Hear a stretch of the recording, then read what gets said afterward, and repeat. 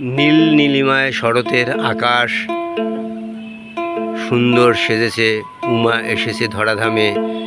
কৈলাসের সেই সৌন্দর্য ছেড়ে ধরাধামে আসে একবার করে বছরে, সমস্ত পুত্র পৌত্রীদের নিয়ে।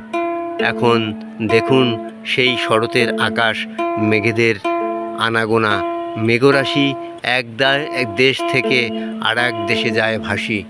কত সুন্দর সেই নীলাকাশ আজ সেজেছে উমার আগমনে। সৌন্দর্য বৃদ্ধি পেয়েছে আকাশে আকাশে, বাতাসে বাতাসে। আকাশে উঠছে চিল, বকেদের খেলা। পানকৌড়িরা এক দেশ থেকে আর এক দেশে উড়ে যায় পাখা মেলে।